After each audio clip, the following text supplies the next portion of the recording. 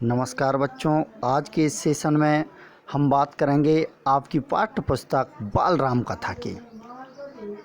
जैसा कि आपको पता है कि आपकी हिंदी पुस्तक के दो भाग हैं, पहला बसंत भाग 1 और दूसरा राम कथा।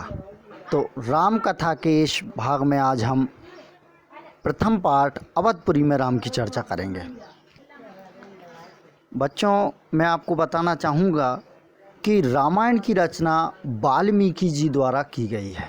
कई बच्चे सोचते हैं कि रामायण की रचना तुलसीदास जी ने की। मैं आपको बताना चाहूँगा कि तुलसीदास जी द्वारा रामचरितमानस की रचना की गई है, रामायण की नहीं, क्योंकि रामायण जो है वह संस्कृत भाषा में है और रामचरितमानस अवधी भाषा में तुलसीदास जी द्वारा लिखी गई है। बच्चों, अवध सरयू नदी के किनारे पर बसा हुआ एक बहुत ही सुंदर राज्य था। इसकी विशालता और समृद्धि की चर्चाएं दूर दूर तक फैली हुई थी। इस अवध पर रघुवंश के राजा अज के पुत्र दशरथ राज्य कर रहे थे।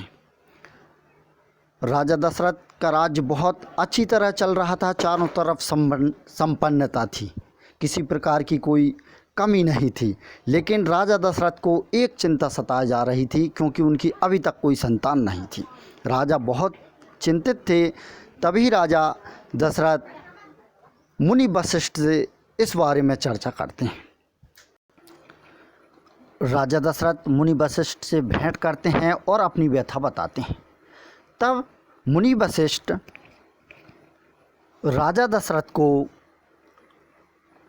संतान उत्पत्ति यज्ञ करने की सलाह देते हैं और मुनि वशिष्ठ के अनुसार बहुत धूमधाम से संतान उत्पत्ति यज्ञ प्रारंभ किया जाता है और मुनि के आशीर्वाद से कुछ ही समय पश्चात राजा दशरथ के यहाँ 4 पुत्रों की प्राप्ति होती है।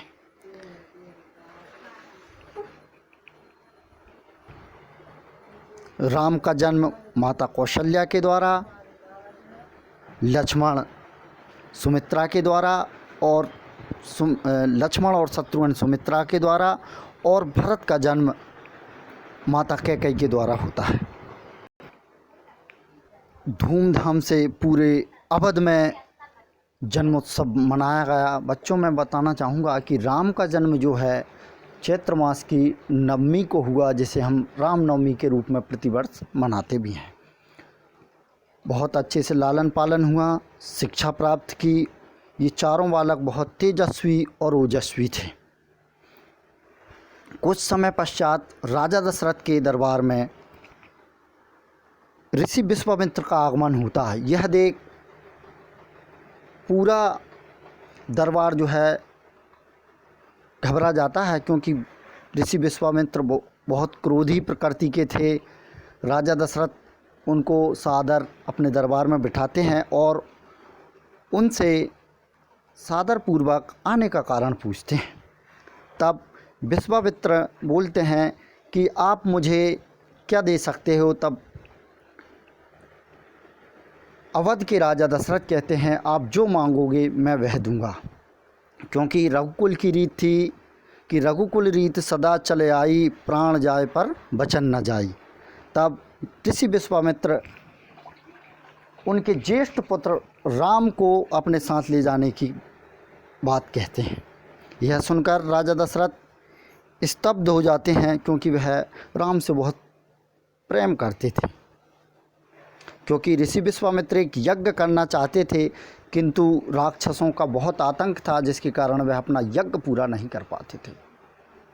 राजा दशरथ बहुत व्याकुल हो जाते हैं, बार बार विनती करते हैं, लेकिन विश्वामित्र याद दिलाते हैं कि रघु की रीत है, आपने जो वचन दे दिया उससे मुकर नहीं। और इसी बीच विश्वामित्र बहुत क्रोधित होने लगते हैं। तभी मुनि वशिष्ठ जो है राजा दशरथ को समझाते हैं और राम की वीरता के बारे में बताते हैं। तब जो है राजा दशरथ अपने दोनों पुत्रों को, राम और लक्ष्मण को, मुनि विश्वामित्र के साथ विदा करते हैं। बच्चों, आज के इस पाठ में बस इतना ही। आगे के चैप्टर में हम आगे की कहानी पढ़ेंगे। तब तक के लिए धन्यवाद। आपका दिन शुभ हो।